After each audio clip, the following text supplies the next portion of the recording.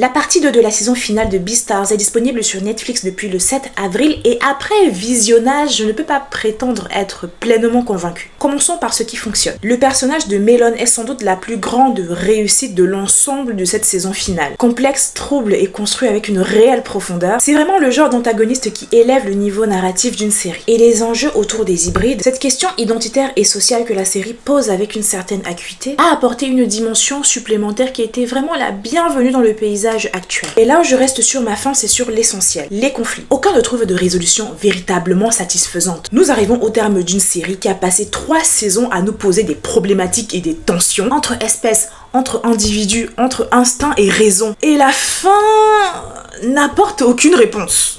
Pour moi, le sentiment d'inachevé est réel et vraiment difficile à ignorer. À cela s'est ajouté un traitement des personnages qui m'a rendu perplexe. Et là, je vais surtout parler des personnages féminins. Haru, Juno, Seven, je pense qu'on aurait pu leur offrir beaucoup plus. Et très sincèrement, pour une série qui se revendique comme une réflexion sur la cohabitation et les rapports de pouvoir, traiter ainsi ces personnages féminins, c'est juste une insulte. Après, pour moi, Beastars demeure une œuvre vraiment singulière, ambitieuse dans ses intentions et visuellement très soignée. Mais cette conclusion laisse l'impression d'une œuvre qui n'est pas allée tout à fait au bout de ce qu'elle promettait. Peut-être le manga est différent, je ne sais pas, mais en tout cas, c'est l'impression générale que j'ai eue sur l'animé. Du coup, est-ce que vous avez ressenti la même chose que moi, ou alors cette fin vous a pleinement convaincu?